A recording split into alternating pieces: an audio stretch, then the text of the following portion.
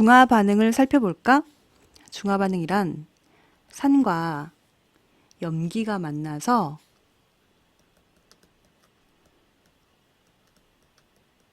물과 염을 생성하는 반응이야.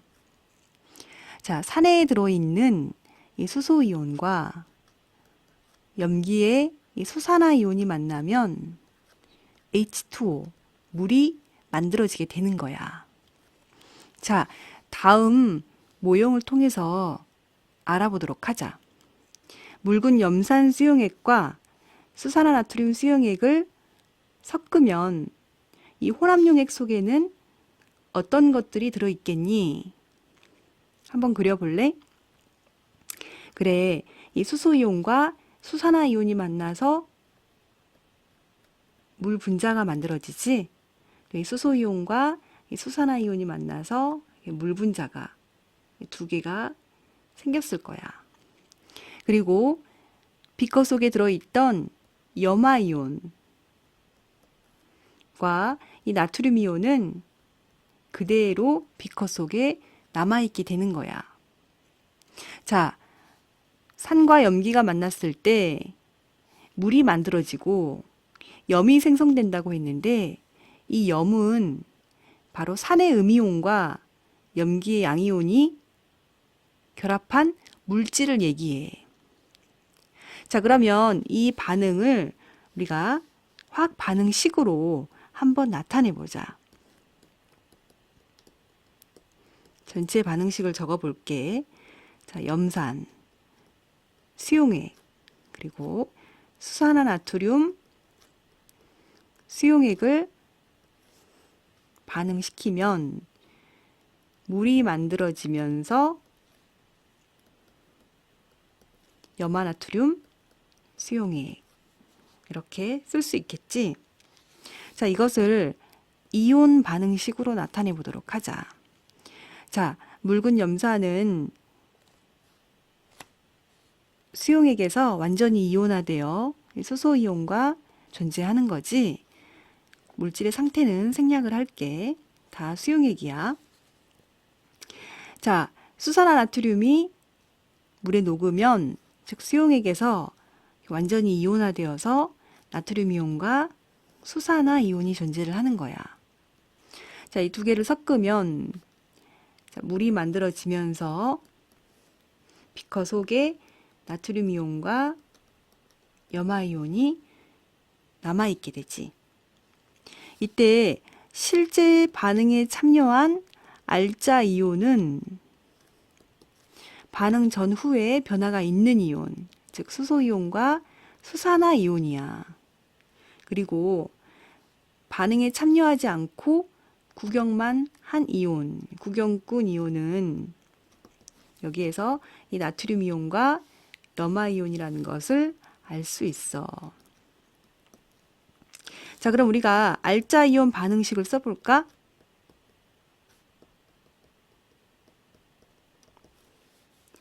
수소이온과 이온 반응식에서 구경꾼 이온을 이렇게 지워주면 알자 이온 반응식이거든. 수소이온과 수산화이온이 만나서 물이 생성되는 것이다.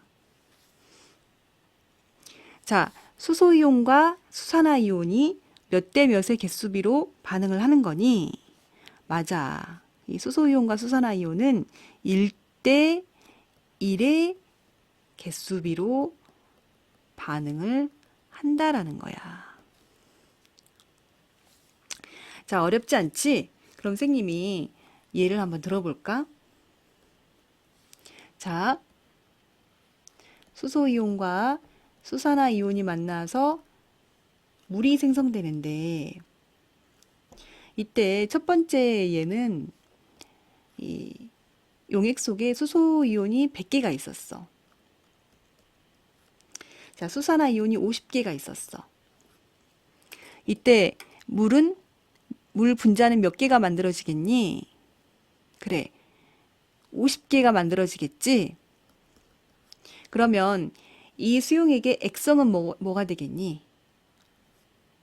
그래, 산성이야.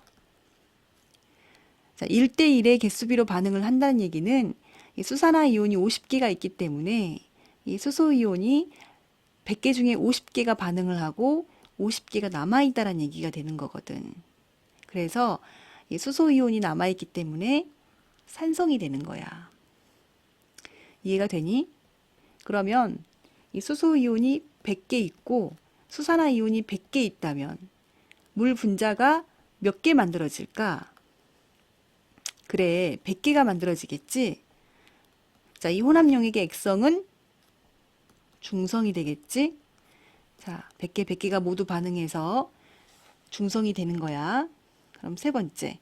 자, 수소이온이 50개가 있고 용액 속에 수산화이온이 100개가 있었는데 이 두 수용액을 혼합하면 물 분자가 몇 개 만들어지지? 그래, 50개가 만들어지는데 이 혼합용액의 액성은 염기성이 되는 거지. 이해가 되니? 이렇게 수소이온과 수산화이온은 1대 1의 개수비로 반응을 한다라는 거야. 자, 산과 염기가 반응을 하면 혼합용액의 온도가 높아지거든. 이것은 중화 반응이 일어날 때 열이 발생을 하기 때문이야.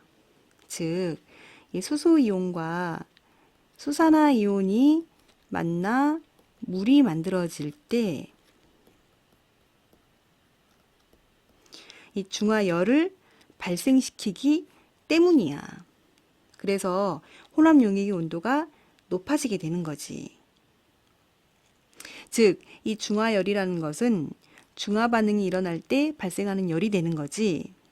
그러면 이 수소이온과 수산화이온이 많을수록 발생되는 중화열도 더 많겠지. 그래서 온도가 더 높이 올라간다는 것을 알 수 있어.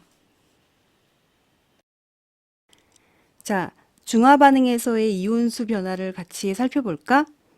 먼저 가를 보면 비커 속에 묽은 염산 수용액이 들어있어.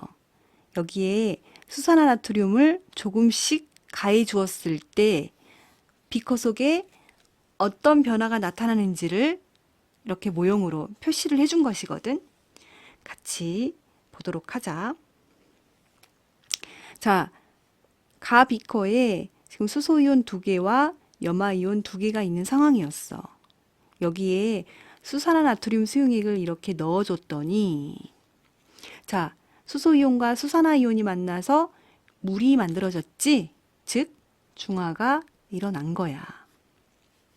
그리고 비커 속에는 수소이온 하나가 남아있고 나트륨 이온이 이렇게 들어가 있지? 염화이온은 그대로 2개가 있어. 여기에 수산화나트륨 수용액을 한 번 더 넣어줬더니 이 수소이온과 수산화이온이 만나서 물이 만들어지고 그리고 나트륨 이온이 2개, 염화이온 2개가 이렇게 비커 속에 있게 된 거야. 여기에서도 마찬가지로 중화 반응이 일어났지? 자, 그럼 다 비커에 수산화나트륨 수용액을 한 번 더 넣어보자. 자, 수산화이온이 반응할 수소이온이 더 이상 비커 속에 있지 않기 때문에 여기에서는 중화 반응이 일어나지 않게 되지. 넣어준 수산화나트륨 수용액은 그대로 비커 속에 혼합되어서 비커 속에는 나트륨 이온이 3개, 염화이온이 2개, 수산화이온 하나가 이렇게 들어가게 된 거야. 그럼 우리가 용액의 액성을 같이 한번 써볼까? 가는 산성, 나, 산성, 수소이온이 있기 때문이지. 다, 중성, 라, 수산화이온이 보이기 때문에 염기성이라고 쓸 수 있어. 이 다 지점을 한번 볼까? 이 다 지점은 비커 속에 있던 수소이온이 수산화이온과 모두 반응해서 중성이 된 지점이야. 이런 점을 우리가 중화점이다 라고 얘기를 해주는 거야. 이 중화점에서는 완전 중화가 일어나는 지점이라는 뜻이지. 그럼 이 중화점을 어떻게 찾아줄 수 있을까? 그래, 여러 가지 방법이 있지만 그 첫 번째 방법은 확인하는 방법. 바로 지시약의 색 변화를 통해서 알 수가 있어. 자, BTB 지시약을 떨어뜨렸다. 그럼 가에서는 어떤 색을 나타내겠니? 노란색, 나 노란색, 다 초록색, 라 푸른색. 이게 지시약의 색깔 변화, 즉 BTB가 이렇게 초록색으로 된 지점이 바로 중성이라는 것을 알 수 있는 거야. 자, 그러면 여기에서 선생님이 중요한 것을 몇 가지 더 설명을 해보도록 할게. 자, 각각의 비커에서 전체 이온수가 몇 개인지 한번 세어볼래? 가 4개, 나 하나 둘 셋 4개, 다 하나 둘 셋 4개, 라 하나 둘 셋 넷 다섯 6개. 자, 이걸 통해 무엇을 알 수 있어? 가 비커에 수산화나트륨을 넣어서 중화 반응이 일어날지라도 용액 속에 들어있는 이온의 수는 변함이 없지. 즉, 중화점까지는 전체 이온수의 변화가 없고 중화점 이후에 이온의 수가 넣어준 만큼 늘어나게 된다라는 거야. 자, 그러면 단위 부피당 이온수를 알아볼까? 이온수를 부피로 나누어 주면 단위 부피당 이온수를 고려해 볼 수 있지. 자, 단위 부피당 이온수는 어떤 경향을 보이니? 중화점까지는 이온의 개수는 같지만 용액의 부피가 이렇게 늘어나고 있거든. 그러면 단위 부피당 이온의 수가 쭉 감소하다가 자, 중화점 이후에는 다시 증가를 하게 되는 거야. 어때? 이해가 되니? 자, 단위 부피당 이온의 수 중화점까지 감소하다가 그 이후에 증가를 하게 된다라는 거야. 그러면 우리가 이 중화점을 확인하는 방법 크게 3가지가 있는데 두 번째 방법은 무엇이냐? 바로 전류의 세기를 측정을 하는 거야. 중화점까지는 단위 부피당 이온의 수가 감소하기 때문에 전류의 세기가 점점 약해지게 돼. 그래서 중화점에서는 전류의 세기가 최소인 지점이다라는 거야. 최소인 지점. 자, 3번째. 중화 반응이 일어나면 중화열이 발생을 하게 되거든. 따라서 이 중화열에 의해 온도가 높아지게 돼. 중화점까지 온도가 쭉 높아지다가 중화점 이후에서는 더 이상 중화 반응이 일어나지 않고 용액이 혼합되기 때문에 온도가 다시 내려가게 되는 거야. 그래서 이 중화점에서 온도가 가장 높다. 온도가 최대인 점, 가장 높은 점을 찾아주면 그게 바로 중화점이 되는 거야. 여기까지. 조금 어려울 수 있지만 잘 정리해 두도록 해.